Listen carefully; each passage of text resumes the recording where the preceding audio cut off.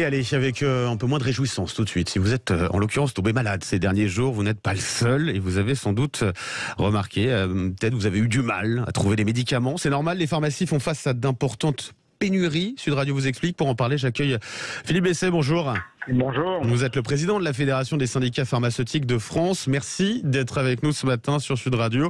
La France qui est confrontée à une triple épidémie, grippe, Covid et bronchiolite. Alors tout d'abord, Philippe Besset, est-ce qu'on peut dire aux personnes malades que la situation va rapidement changer? Est-ce qu'elles vont pouvoir retrouver rapidement des médicaments?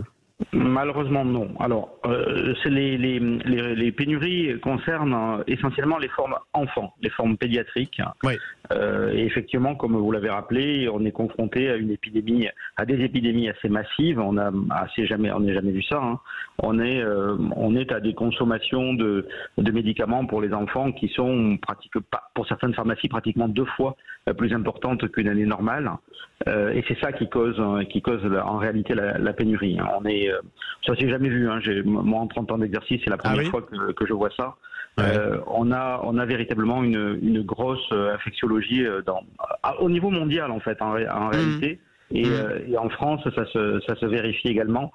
Donc c'est ça qui est la cause du problème. On a 2 fois plus de consommation que d'habitude dans certaines pharmacies. Au niveau national, on estime à 1,5 fois plus que l'année dernière.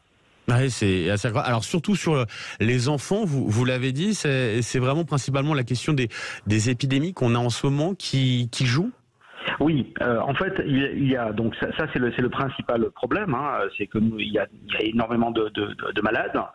Et le deuxième problème qui se rajoute à ça, c'est que nous n'avons pas d'indépendance nationale sur la fabrication. Donc on ne peut pas multiplier la fabrication, on est dépendant des pays étrangers, notamment asiatiques. Vous subissez en fait cette dépendance-là. Ouais. Ah oui, on l'a subi, alors par ricochet, parce que d'habitude ça va bien, mais là, dans une situation épidémique, eh bien, les Chinois par exemple viennent de déclarer l'embargo sur les produits, c'est-à-dire qu'ils se réservent à leur marché national.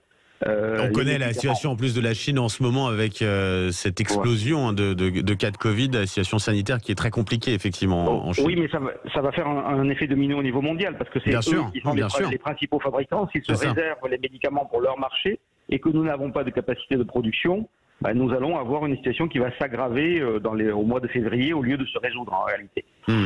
Donc ça signifie que les indications du ministre de la Santé sont les seules que nous allons pouvoir suivre, c'est-à-dire la prévention.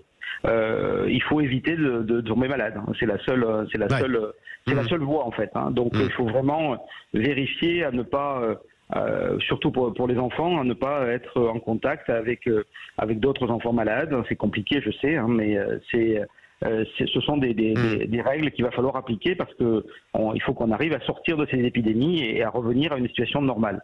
Pourtant, on est sur des épidémies classiques de l'hiver. Non, c'est pas classique cette année. Comme je vous le dis, c'est pas classique cette année. On est avec un taux d'infection qui est de 1,5 fois à 2 fois. La normale, c'est pas du tout classique. C'est ça le problème. Alors bien sûr, là où vous avez raison, c'est que les pathologies sont classiques. Les pathologies, elles sont connues, elles sont classiques. C'est pas des pathologies nouvelles, c'est pas des maladies nouvelles. Mais par contre, c'est le nombre de cas qui explose. Et donc ça arrive même à emboliser les hôpitaux. Puisqu'il y a parmi ces cas des quelques formes graves, voilà, le même pourcentage que d'habitude, mais sur une beaucoup plus grand nombre de maladies. Voilà. On l'entend, hein, votre inquiétude, déjà vous dites que la situation est très compliquée aujourd'hui. L'inquiétude, elle est d'autant plus forte que les fêtes se rapprochent. On va avoir Noël, on va avoir le Nouvel An avec des brassages aussi. Oui, c'est ça. Donc ça c'était effectivement... le problème que nous avons eu, vous l'avez connu pendant le Covid. Pendant le Covid, les autorités sanitaires ont mis en place des mesures drastiques et obligatoires et qui étaient privatives de liberté. Il faut maintenant qu'on arrive à évoluer sur l'éducation de la population et en fait arriver à faire en sorte que la population d'elle-même, éduquée aux bons gestes, à la santé, fasse de façon naturelle les gestes ou les attitudes qui permettent d'éviter de tomber malade en réalité. Il ne faut pas qu'on ait besoin de se faire interdire de déplacer pour se dire que quand on est malade, il faut porter un masque pour les autres, pour protéger les autres. Et quand on est malade, éventuellement, on peut renoncer à un événement familial parce qu'on n'a pas envie de contaminer ses proches. Philippe Besset, pour les médicaments en tension ou en rupture, vous arrivez globalement à compenser avec d'autres médicaments ou c'est vraiment compliqué ? Au niveau des antibiotiques, nous avons une procédure qui nous permet d'utiliser des formes adultes en expliquant aux parents comment pratiquer pour donner les doses aux enfants. Ouais. Au niveau du paracétamol, c'est assez compliqué et donc il faut vraiment l'utiliser à bon escient et ne pas faire de stock chez soi ou bien sûr essayer de répartir parce que là nous n'avons pas d'alternative à donner, et donc même si... Mais vous filtrez déjà en pharmacie, non, justement, sur le paracétamol? On filtre, oui. On filtre pour les ventes directes, mais malgré ce filtrage, les ventes augmentent parce que la demande est très très forte. Dernière question, c'est vrai que on a vécu un certain nombre de pénuries du côté des pharmacies. Là, vous le dites, c'est de manière assez exponentielle. Il y a un moment, on va se poser la question de l'indépendance aussi du pays vis-à-vis justement de ces médicaments. C'est possible, envisageable ou pas, ou à moyen, long terme? Écoutez, moi, quand j'entends votre radio, je vois des besoins financiers un petit peu partout, dans l'école, dans la sécurité, dans la santé.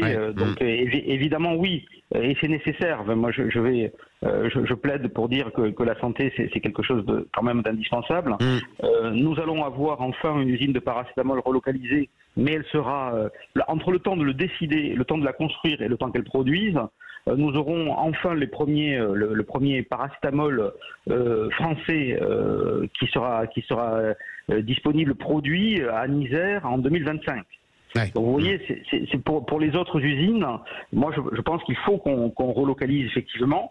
Ça va coûter un peu d'argent. Les produits seront peut-être un petit peu plus chers. Et il y a également la problématique écologique, parce que ces usines chimiques sont des usines qui ne sont pas neutres en termes écologiques.